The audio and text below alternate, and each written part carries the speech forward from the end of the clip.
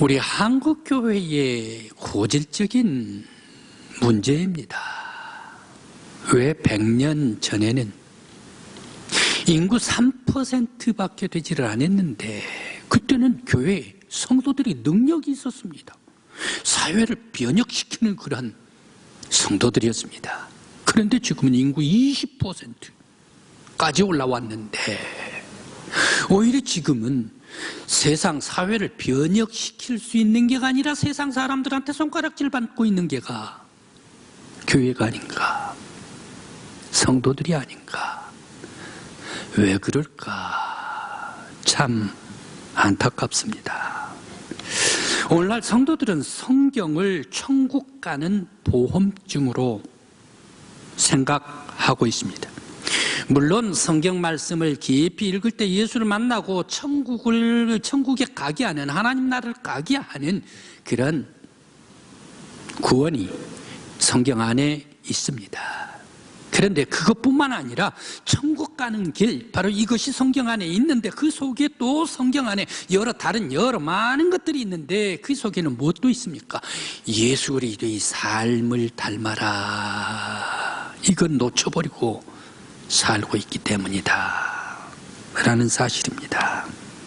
그래서 오늘날 한국교회 많은 사람들은 천국 가는 길에 집중하고 있기 때문에 예수의 삶을 살아가지고 온유한 삶이라든지 너그러운 삶, 화해하는 삶, 더불어 사랑하는 삶, 이것을 다 놓아버렸기 때문에 오늘날 성도들이 능력이 없는 성도들이 아닌가. 오늘 우리 강구교회의 믿음의 성도 여러분들은 능력 있는 성도들 되시길 간절히 기원합니다. 예수 그리스도의 말씀 속에 살아가는 여러분들이 되시길 간절히 기원합니다. 한 젊은 부인이 길을 가다가 엄청난 봉변을 만났습니다. 쓰러졌지요. 그렇게 하는데 급히 경찰이 출동을 했습니다. 경찰이 들이닥치자 이 부인은 얘기를 합니다. 곱슬머리가 날 이렇게 했습니다 라고 의식 없어져 가면서 외쳤습니다. 그때 마침 그곳을 지나가는 곱슬머리 젊은 사람들이 있어서 경찰이 연행을 했습니다. 그래 데리고 갔습니다. 그래 경찰이 연행을 하고 있는데 이 여인의 남편이 와가지고 갑자기 들어오더니 그냥 인정 사정 없이 그 곱슬머리 청년을 두드려 패버렸습니다. 경찰이 말리지를 않았으면 그 사람 어떻게 될까 싶은 그러한 생각을 하기까지 엄청나게 밟고 때리고 치고 했습니다. 며칠 후 곱슬머리 진짜 범인이 잡혔습니다. 이 청년은 석방됐습니다. 이 청년 가슴에는 뭐가 있습니까? 복수 마음에 품고 있었습니다. 그러면서 이 청년이 자기 집에 있으면서 되뇌입니다. 복수를 해야 되겠다. 엄마는 그 아들의 얘기를 들었습니다. 얘야, 너가 그렇게 복수의 일을 갈고 있으면 어떻게 하니? 엄마, 저 말리지 마세요. 너무너무 억울해 죽겠어요. 나 그 사람 꼭 죽일 거예요 라고 이렇게 얘기를 해. 그래도 그 사람이 모르고 그랬지 않니? 알았다면 그랬겠니? 그러니까 성경에서는 뭐라고 얘기를 하나? 원수마저도 사랑하라 라고 이렇게 말씀을 하셨지 않니? 너도 그렇게 되기를 원한다. 어머니 말리지 마세요 라고 이렇게 아들은 얘기를 했습니다. 아들이 말을 듣지를 않았습니다. 그때 어머니께서는 기도를 올립니다. 몇 날 후에 바로 이 젊은 청년이 깊은 밤에 한 소리를 들었습니다. 어머님의 기도 소리입니다. 어머님의 기도 소리를 듣고 깜짝 놀라가지고 일어났습니다. 일어나면서 어머님의 기도를 드렸습니다. 그 내용 그렇습니다. 하나님 아버지시여, 내 아들이 복수의 일을 갈고 있습니다. 하나님이시여, 저 아들을 변화시켜 주시고 용서하는 마음을 주시사 예수 그리스도의 삶, 원수마저도 용서하는 삶을 닮아가게 해 주옵소서. 매일 밤 눈물을 흘리면서 기도를 했던 모양입니다. 이 청년이 어머님의 기도를 그날따라 들었습니다. 듣고 있다가 일어나서 어머님의 방으로 들어갔습니다. 들어가면서 어머님을 안으면서 눈물을 흘렸습니다. 어머니, 제가 잘못했습니다. 제가 잘못했습니다. 용서하겠습니다. 용서하겠습니다. 라고 어머니를 부둥켜 안고 회개의 눈물을 흘렸습니다. 그런데 이 방문이 갑자기 또 열리더니 느닷없이 한 사람도 뛰쳐와가지고 그 울고 있는 두 모자를 또 부둥켜 안고 엉엉 울었습니다. 그 사람은 누구입니까? 청년을 패주었던 남편이었습니다. 이 남편이 얘기를 합니다. 내가 그렇게 죽도록 청년을 때려놨고 밟아놨으니까 분명 나에게 이 청년이 복수를 할 것이다. 내가 복수를 당하기 전에 이 집을 찾아가지고 이 청년을 내가 먼저 없애버려야 되겠다 해가지고 그날 또 숨어왔답니다. 그런데 바로 이 가만 듣고 있는 내 아들과 어머니가 그러한 기도 눈물 속에 울고 있는 모습을 보고 자기도 뛰쳐 들어와가지고 세 사람이 함께 통곡을 하면서 울었습니다. 만일 바로 이 사람들, 어머니께서 예수 그리스도의 삶이 없었더라면, 성경 말씀에서 주는 그리스도의 사랑이 없었더라면, 원수를 모두가 다 용서하라라는 이 말씀이 없었더라면 이 사람들은 어떻게 됐을까? 패주었던 남편이 죽었을까? 아니면 이 아들이 또 죽었을까? 바로 그리스도의 삶은 모든 세상 사람들을 녹여버리고 그리스도의 삶이 화해를 만들고 평화를 주셨습니다. 오늘 우리 믿음의 성도 여러분, 여러분들도 능력 있는 성도들 되시길 간절히 기원합니다. 예수의 삶으로 말미암아 세상을 변혁시킬 수 있는 우리 강구교회요 성도들이 되시길 간절히 기원합니다. 오늘 성경의 말씀은 바울 사도께서 디모데에게 권면해 주시는 말씀입니다. 14절 너는 배우고 확신한 일에 거하라. 16절 성경은 구원에 이르게 하는 지혜가 있느니라. 17절 말씀이 교훈과 책망과 바르게 함과 의로 교육하기에 유익한 책으로 하나님의 사람으로 온전케 하며 모든 선한 일을 행할 능력을 갖추게 하려 함이라. 오늘 말씀은 이렇게 주시고 있습니다. 오늘 이 말씀은 바울 사도가 영적으로 낳은 아들 디모데에게 성경을 추천하고 있습니다. 왜 바울 사도는 제자 디모데에게 성경 말씀을 황급하게 추천하고 있을까요? 디모데 후서입니다. 디모데 후서. 바울 사도가 순교를 당할 때가 67년 AD입니다. 바로 그 1년 전, 바로 죽기 전에, 순교 당하기 1년 전에 최후에 쓴 책이 디모데 후서입니다. 바로 이 바울 사도가 최후에 순교 당하기 직전에 황급하게 왜 사랑하는 디모데, 영적으로 낳은 아들 디모데에게 바로 이 성경 말씀을 황급하게 읽으라라고 소개를 했을까 생각을 해봅니다. 사실 바울 사도는 선교 여행도 많이 다녔습니다. 1차 전도여행, 2차 전도여행, 3차 전도여행, 그리고 로마로까지의 전도 여행을 다녔습니다. 그리고 많은 복음을 전파를 했습니다. 그런데 더 이상 바울 사도가 전도 여행을 다닐 수가 없습니다. 왜 그렇습니까? 지금 감옥에 갇혀 있기 때문입니다. 감옥에 갇혀 있으면서 언제 호시탐탐 네로 황제가 믿음의 많은 성도 크리스찬들을 죽여간다는 얘기, 그때에 가장 먼저 순교를 당할 사람이 당신입니다 라고 이렇게 얘기를 하는데 속속들이 감옥에 있는 바울 사도에게 들려왔습니다. 순교를 예감하면서 영적인 아들 디모데에게 왜 이 성경을 추천을 했을까? 성경을 읽으라 라고 말했을까 생각을 해봅니다. 그리고 또 왜 바울 사도는 성경을 모든 인생에서 최고의 책이라고 소개를 했을까요? 16절 말씀입니다. 바울 사도는 아버지가 로마 시민이기 때문에 그가 가지고 있었던 것은 로마의 법전도 있었을 것입니다. 그리고 또 그의 어머니가 유대인이었기 때문에 예루살렘으로 유학을 와서 히브리 교육을 받았습니다. 바리새파의 미시나도 있고 또한 탈무드도 가지고 있었을 것입니다. 그럼에도 불구하고 왜 바울 사도는 사랑하는 제자에게 이 세상에서 가장 아끼는 그러한 디모데에게 모든 인생길에서 최고의 책은 성경책이다 라고 소개를 하며, 이 성경을 너는 읽고 너가 읽을 뿐만 아니라 너의 자녀들과 어린이들과 그리고 또한 많은 믿음의 성도들에게 이 성경을 가르치라 라고 말씀을 하셨을까? 왜 이렇게 최고의 책이라고 소개를 했을까요? 바울은 자신이 지금 걸어온 인생에서 바울은 여러 많은 인생을 겪었습니다. 경험을 했습니다. 그는 로마 시민이었습니다. 헬라 시민권을 가지고 있습니다. 그는 바리사파 율법주의자였습니다. 그래서 바로 이 율법주의 유학 공부를 했던 그런 사람이었습니다. 그러면서 또 그는 회개를 하고 회심을 해서 핍박받는 기독교인이었습니다.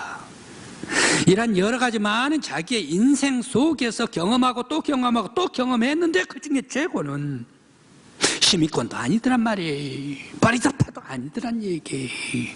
오직 생명을 주시는 예수 그리스도의 구원을 주시는 이 성경이 바울의 인생에 있어서의 최고의 책이었다. 그랬기 때문에 디모데에게 이 최고의 책을 권해주신 줄 믿습니다.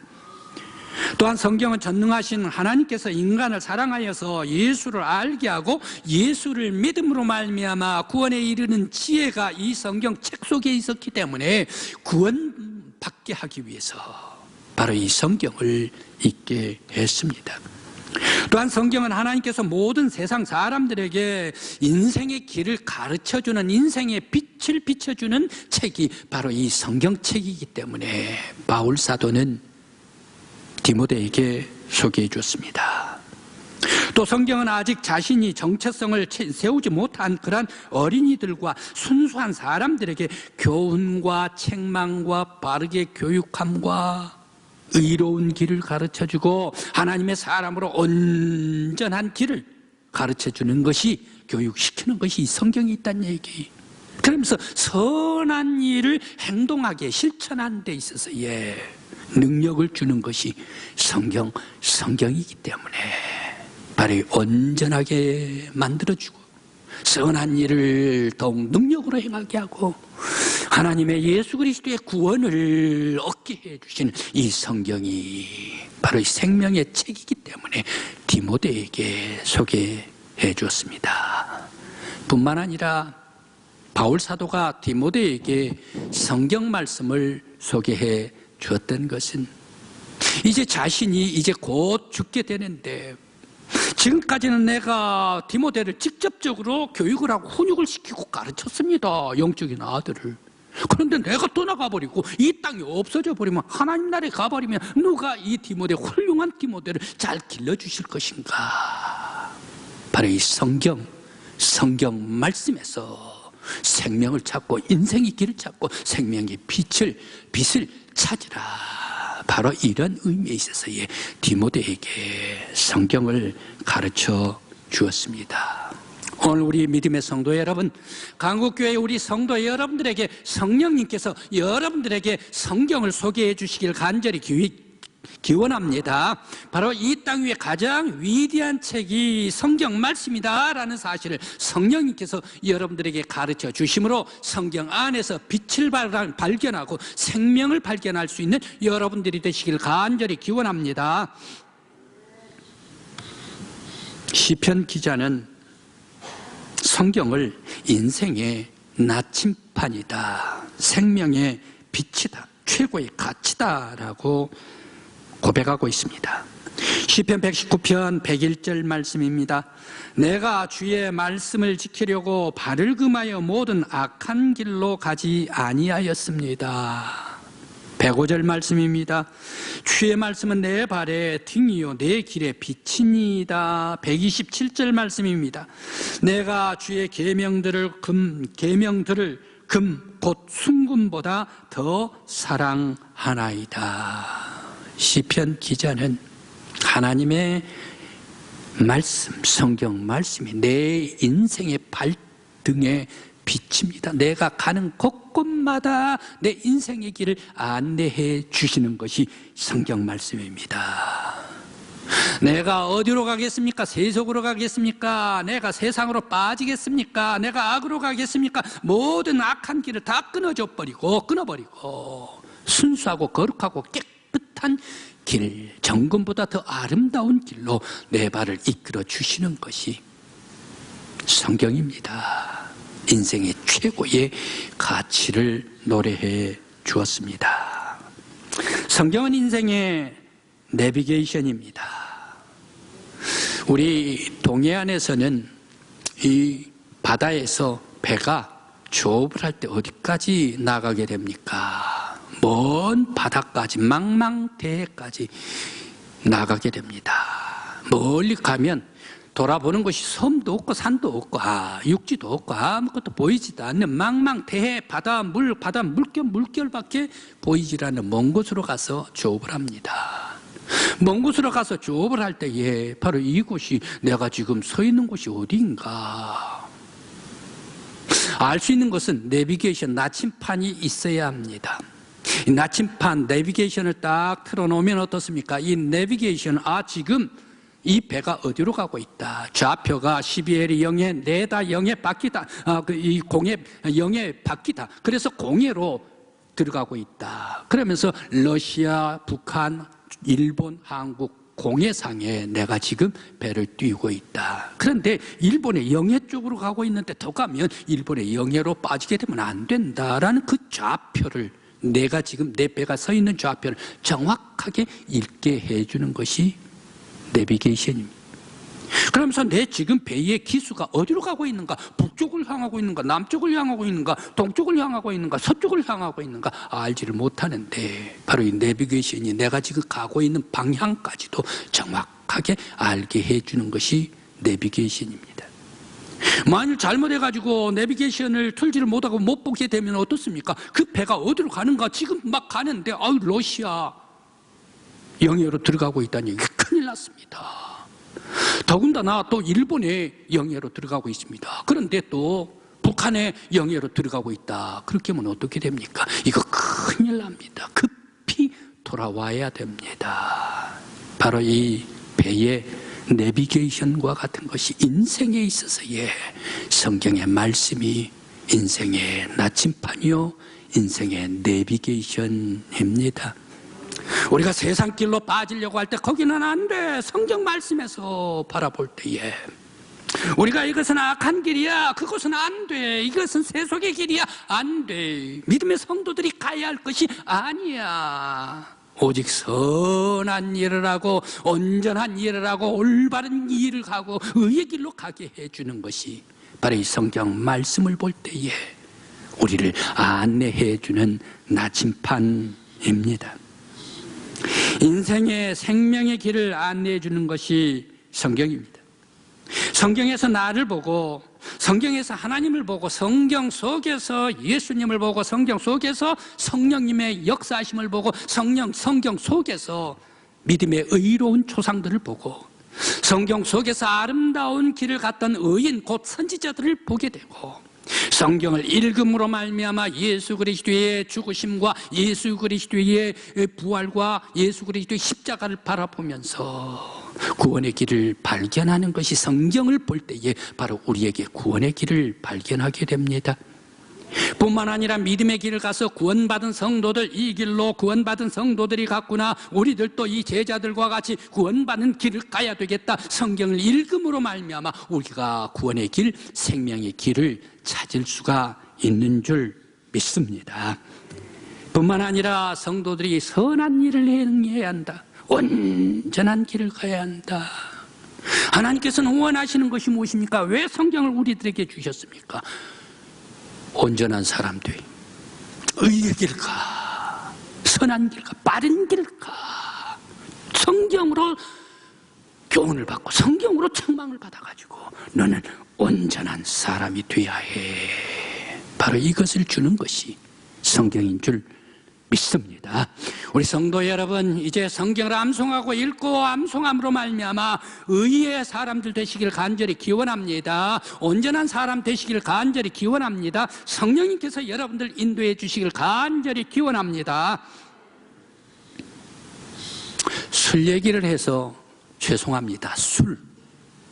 저는 한 번도 마신 적이 없어서 그러한 일을 경험하지는 못했습니다마는 술을 먹는 사람들의 얘기를 가만 듣고 있으면 처음에 1차, 2차, 3차 술을 먹으면 술을 마시는 사람이 술을 끌고 간대요.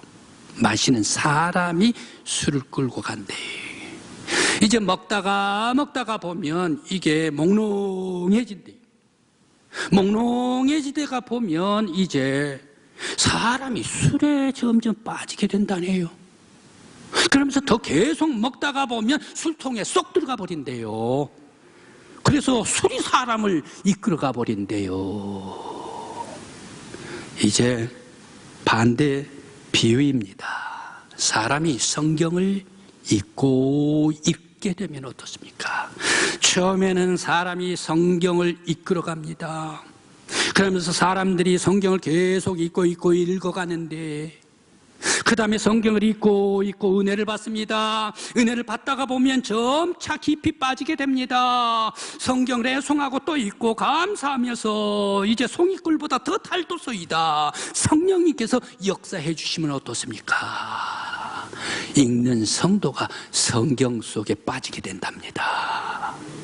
그러다가 깊이 은혜 받고 성령의 기쁜 은혜의 역사해 주실 때에 온전히 성경 안에서 생활하는 사람이 된답니다. 성경이 나를 이끌고 성령의 사람이 되어서 하나님께서 나를 사용해 주시고 예수님께서 나에게 힘을 주시고 성령님께서 능력을 주시는 하나님의 사람이 된다.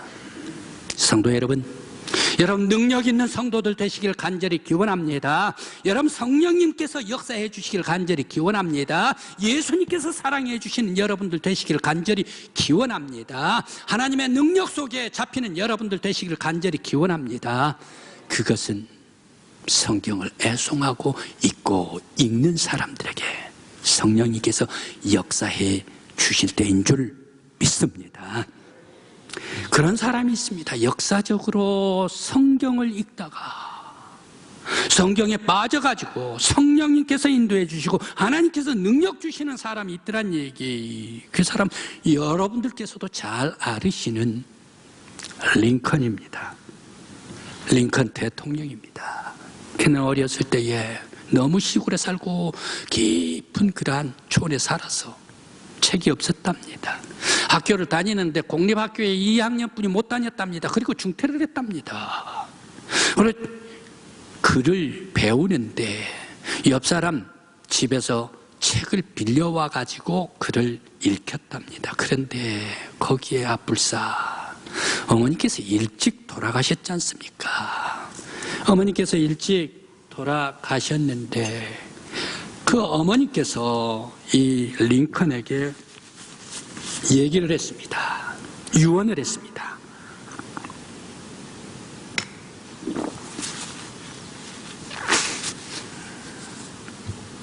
유언을 했는데 나는 너에게 이 성경책을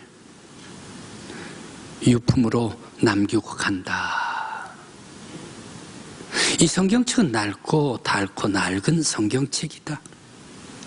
내가 내 부모님에게 물려받은 책이기 때문에 이 책을 일생 동안 읽어가지고 낡고 단 책이다. 그런데 너에게 남겨두고 간다.